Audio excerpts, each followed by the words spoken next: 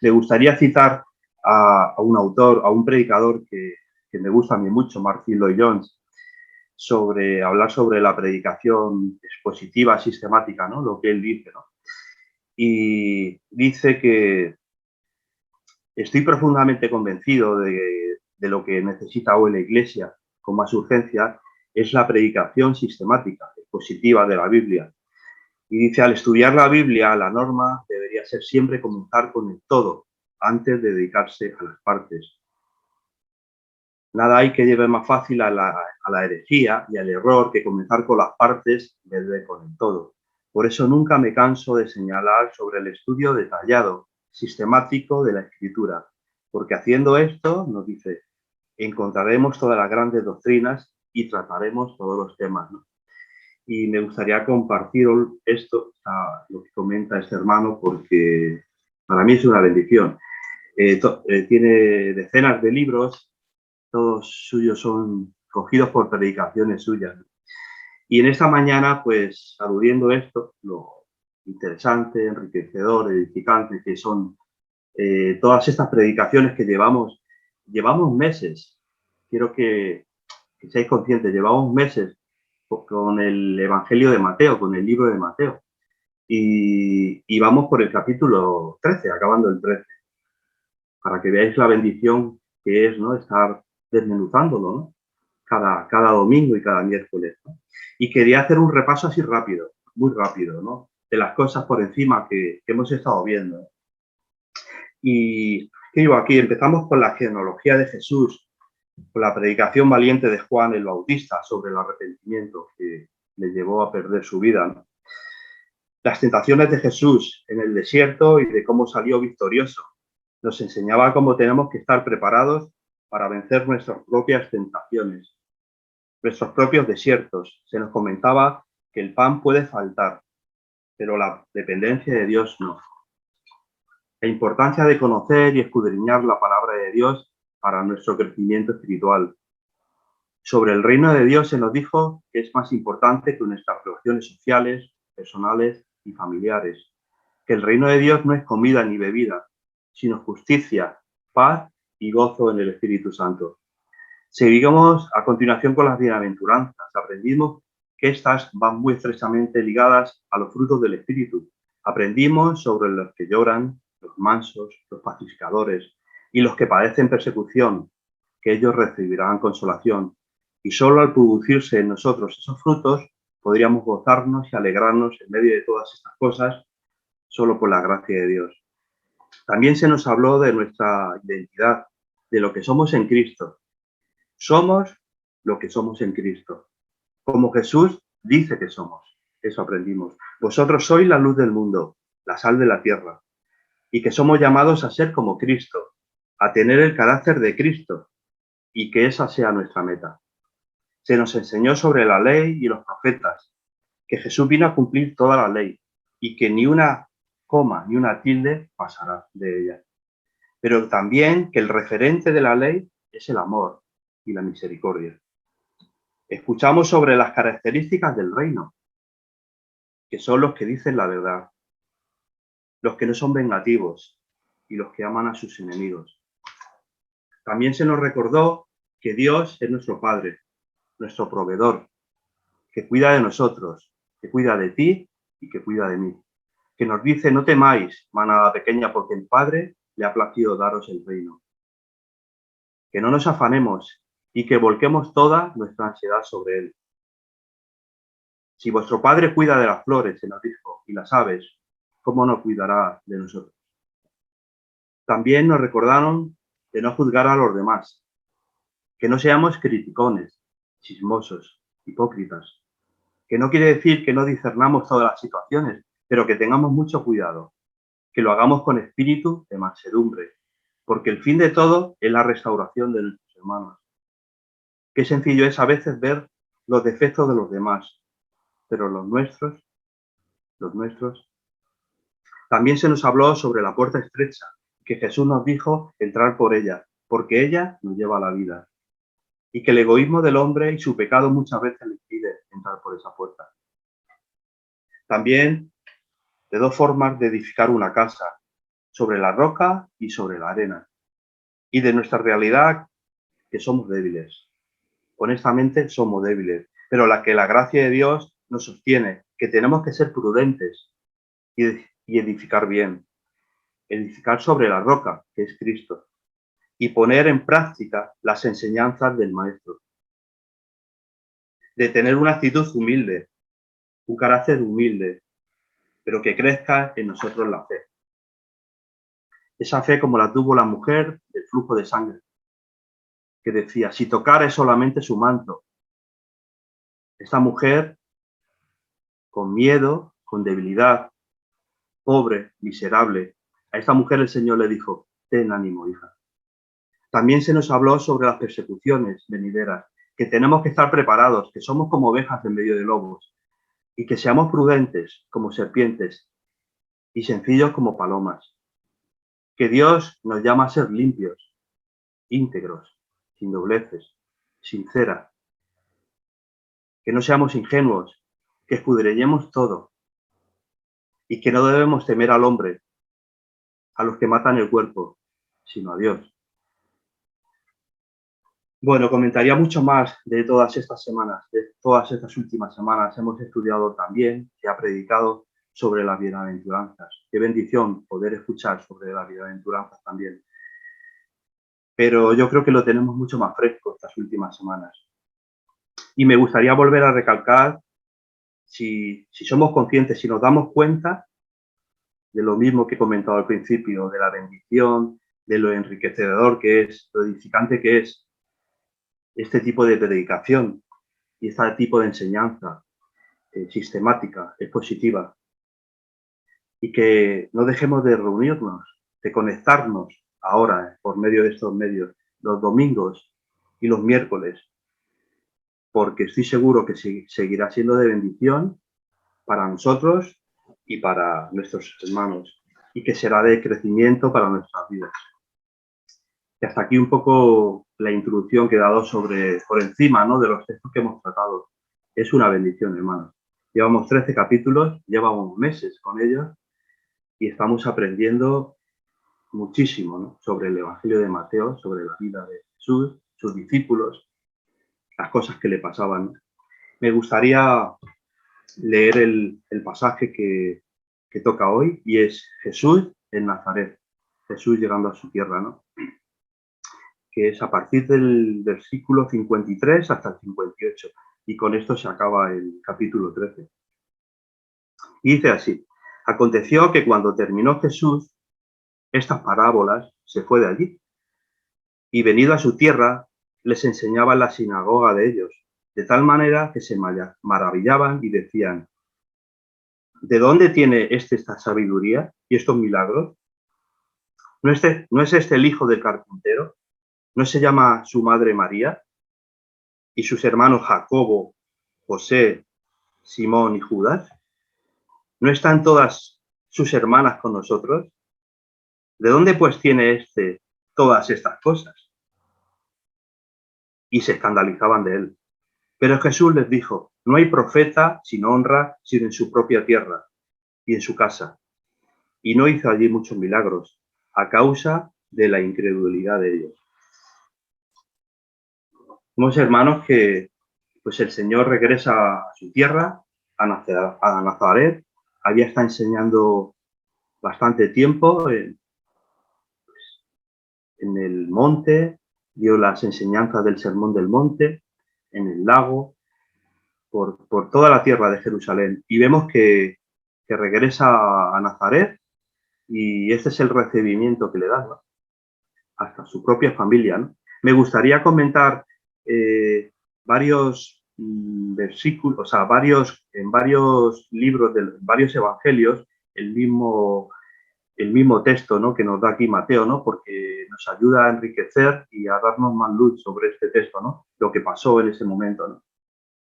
Aquí nos dice, en el versículo 17, sobre todo quiero recalcar que se escandalizaban de él, se sentían repelidos por él, ¿no? En Marcos 3, 20, 22 nos dice que cuando lo oyeron los suyos, a su familia, vinieron a aprenderle, porque decían que estaba fuera de sí, que estaba como loco. su propia familia. Vinieron a prenderle porque decían que estaba fuera de sí. En Marcos 6, 1, 6, aquí Marcos más o menos recoge lo mismo que en Mateo, pero da un dato que no lo da Mateo. Y el dato es, al final del texto, dice que Marcos nos narra que Jesús se asombra de la incredulidad de ellos. Es prácticamente casi el mismo texto, pero Marcos nos narra esto. Jesús se asombra de la incredulidad de ellos. O sea, no lo entiende, ¿no? ¿Cómo es posible que ha estado haciendo todo lo que ha estado haciendo, sanando enfermos, haciendo milagros, teniendo gracia y misericordia sobre la gente, y se asombra porque no creían, no tenían fe en su tierra, ¿no?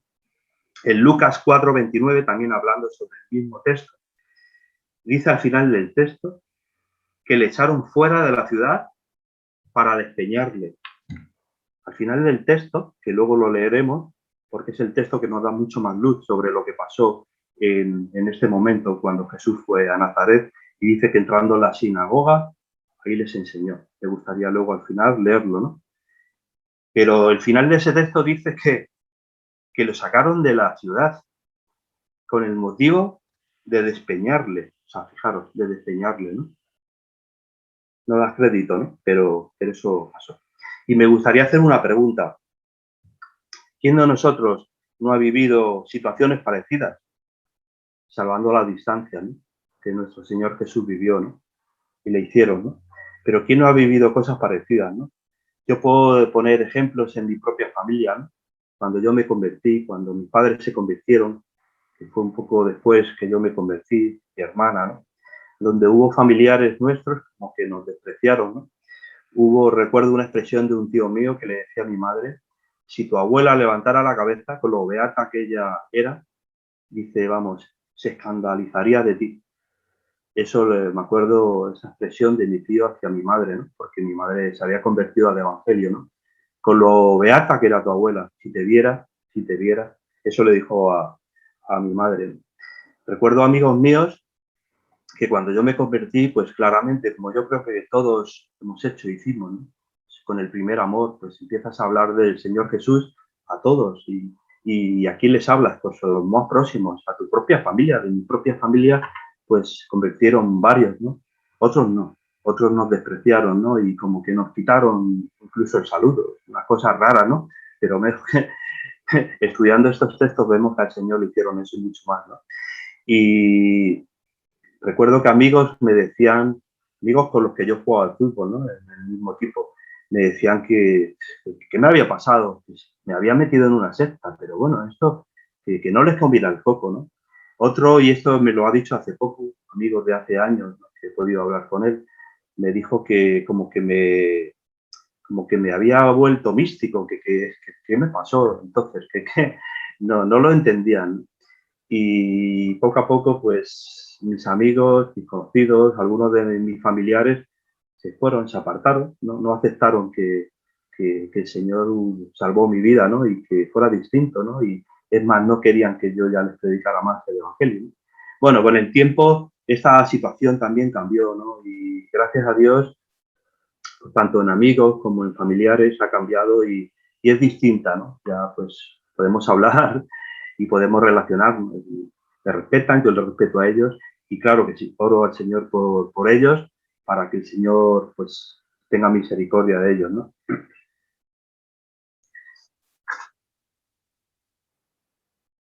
Por último, me gustaría leer el pasaje entero de Lucas 6, o sea, Lucas 4, 16 al 30, que es el que comentaba, que da mucho más detalle sobre el pasaje que acabamos de leer.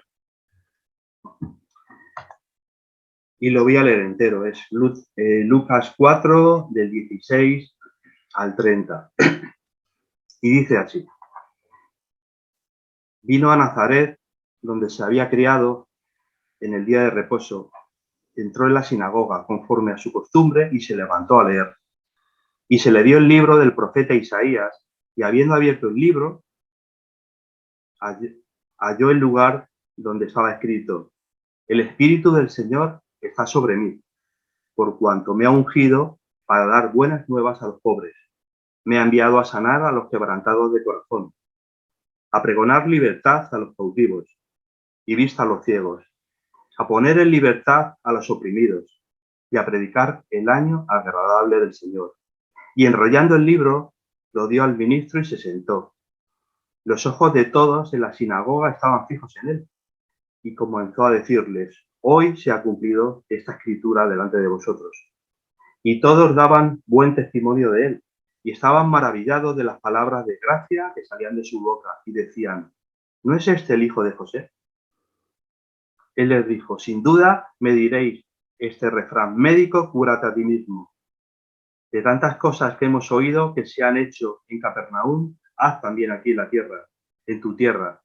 Y añadió: de cierto os digo que ningún profeta es acepto en su propia tierra. Y en verdad os digo que muchas viudas había en Israel en los días de Elías, cuando el cielo fue cerrado por 3 años y 6 meses. Y hubo un gran hambre en toda la tierra, pero a ninguna de ellas fue enviado Elías, sino a una mujer viuda en Serepta de Sidón. Y muchos leprosos había en Israel en tiempo del profeta Eliseo, pero ninguno de ellos fue limpiado sino Naamán el sirio. Al oír estas cosas, todos en la sinagoga se llenaron de ira. Y aquí viene el pasaje, los versículos que he leído al principio, ¿no? Dice que levantándose, le echaron fuera de la ciudad y le llevaron hasta la cumbre del monte sobre el cual estaba edificada la ciudad de ellos para despeñarle. Mas él pasó por medio de ellos. Vuelvo a repetirlo: levantándose, y le llevaron hasta la cumbre del monte sobre el cual estaba edificada la ciudad de ellos para despeñarle. Mas él pasó por medio de ellos y se fue. Muy bien, hermanos, pues con esto os quería dejar. El Señor Jesús, sufriendo lo que sufrió, todos los insultos, los desprecios, incluso de los suyos, que decían que estaba fuera de sí, no le importó, lo tenía claro. Él tenía claro a lo que había venido. Y era, como nos dice el pasaje, lo que leyó en la sinagoga: él vino a sanar a los quebrantados, a dar libertad a los cautivos, a traer las buenas nuevas a los pobres y dar vistas a los ciegos. O sea, es como decir... Y liberar a los cautivos y a proclamar el año agradable del Señor. Y viendo y escuchando este pasaje, me da que pensar. Me da que pensar porque es un pasaje, digamos, que está lanzado a los quebrantados, a los cautivos, a los pobres, a los ciegos. Hemos estado escuchando todas estas semanas, estos meses, sobre cuando Jesús hablaba, predicaba a este tipo de personas, y veíamos la oposición que tenía de los religiosos, de los fariseos, de los saduceos, de los escribas, que su único objetivo era querer destruirle, desmenuzarle, ¿no? Como hemos leído en este último pasaje, despeñarle. Querían deshacerse de Jesús, porque el mensaje que traía era un mensaje poderoso sobre los necesitados, y les daría coraje, les daría rabia. No les gustaba lo que Jesús predicaba. Y hemos visto aquí en este texto que acabamos de leer que él vino a los quebrantados, a los pobres, a los ciegos, a los cautivos. Y esto es, hermanos, el mensaje que hoy necesitamos dar nosotros. No nos tiene que importar que parte de nuestra familia, digamos, nos haga de lado, que parte de nuestra familia nos deje de hablar. Incluso nuestros amigos nos dejen también de lado, que nuestros amigos hablen como a mí me comentaban que estaban en una secta, que propios familiares nuestros nos digan que si estamos locos, ¿no? Que este es el mensaje que tenemos que dar. Y tenemos que ir a los que están quebrantados, a los que necesitan verdaderamente ayuda, a los que están cautivos, para hablarles del mensaje de salvación y hablarles de las buenas nuevas y a proclamar el año agradable del Señor. Él nos dice que si al árbol verde le hicieron eso, a nosotros nos harán lo mismo o más. Pero también nos dice que no temamos, porque Él es nuestro Padre. No solo que es nuestro Padre, sino dice que va a estar con nosotros y que nos ha prometido el reino. Jesús nos dijo: a vuestro Padre les ha placido darnos el reino. Entonces, hermanos, Jesús se asombró de su incredulidad y lanzando esta pregunta de nuevo: ¿en qué estado, en qué punto estamos nosotros? ¿Nos escandalizamos de Él? ¿Pensamos muchas veces que está fuera de sí? ¿En qué punto estamos? ¿Nos creemos el mensaje de Jesús? ¿Nos creemos que este mensaje, que los evangelios, que la Biblia son para nosotros hoy, independientemente de lo que podamos estar sufriendo, independientemente de nuestras enfermedades? Bueno, pues acabando con la reunión, pues lo que estaba comentando último es que el Señor Jesús se asombró de la incredulidad de ellos. Y me gustaría lanzar esa pregunta a vosotros, ¿no? ¿En qué punto estamos nosotros? ¿Puntos de incredulidad en las situaciones que pasamos, difíciles, situaciones de enfermedades, situaciones de rechazos con nuestros propios compañeros de trabajo, situaciones de rechazos con nuestra propia familia? Y quiero deciros que tenemos que ser valientes, porque nuestro Padre nos dijo, nuestro Señor Jesús, que le había placido y le ha placido daros el reino. Somos ciudadanos del reino.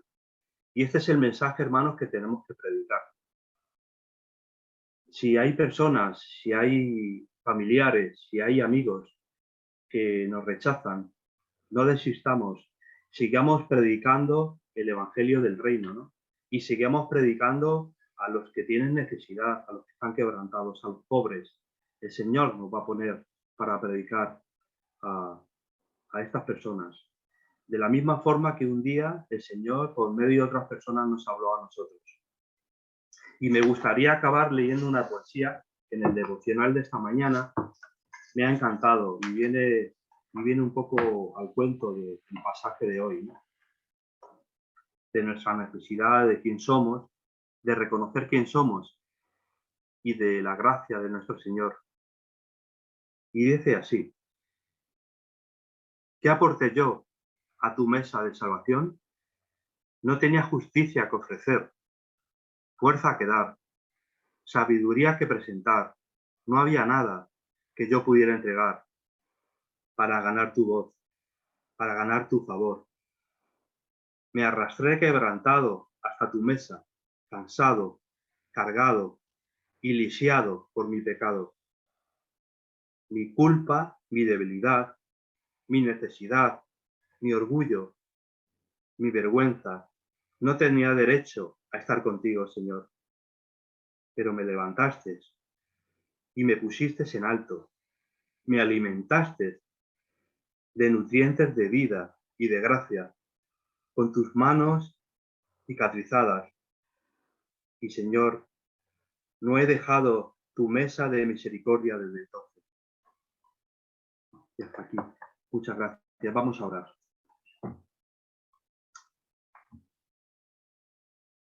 Señor, en esta mañana te damos muchas gracias. Tu iglesia, Señor, te da muchas gracias por tu gracia, por tu misericordia, por tu enseñanza, por tu evangelio, Padre, por tu palabra, Señor, que nos alimenta cada día. Muchas gracias, Señor, por poder reunirnos, por el privilegio que tenemos, por la libertad que tenemos en este momento aquí en el mundo occidental, Señor. Porque hay hermanos nuestros en sitios, en otras partes del mundo, que no tienen esta libertad. Y por ello, Señor, también oramos en esta mañana, que tú los guardes, tú los protejas. Señor, que tu palabra corra. Tú nos prometes en tu palabra que tu palabra nunca vuelve a ti vacía. Gracias por ello, Señor. Gracias por este privilegio de poder estar cada semana, Señor, y entre semana poder estar estudiando tu palabra, escudriñándola, Señor, como tú nos dices, escudriñar las escrituras, porque ellas hablan de mí. Muchas gracias, Señor, por tu conocimiento, por el Espíritu Santo que tú has puesto en cada uno de nosotros. Padre, queremos seguir creciendo, Señor, en conocimiento y en gracia, Padre, pero queremos hacerlo para poder transmitírselo a los demás, para poder hablar de tus buenas nuevas, Señor, a los demás, a los que todavía no te conocen. Llénanos de tu gracia, llénanos de tu valor, Señor, ante las circunstancias que en nuestros días, Señor, tenemos. Tanta incredulidad, Señor, llénanos de tu fe, de tu poder. Te necesitamos, Señor, necesitamos el poder de tu Espíritu, Señor, y el arrojo, Señor, de tu palabra. Llénanos de ti, de tu valentía, Señor, para poder presentar de una forma humilde, Señor, como tú eres, Padre, a los demás tu evangelio. Gracias por tu palabra, de nuevo, Señor, y gracias por el privilegio de poder estudiarla. Gracias porque te tenemos a nuestro lado. Gracias porque desde mañana, Señor, desde las mañanas cuando nos levantamos, tú estás ahí. Despierto, Señor, nos dice tu palabra, y aún estás conmigo. Qué privilegio, Señor. Cuando nos acostamos antes de dormirnos, Señor, tú estás ahí. Gracias, Señor. Gracias. En el nombre de tu Hijo Jesús. Amén. Amén.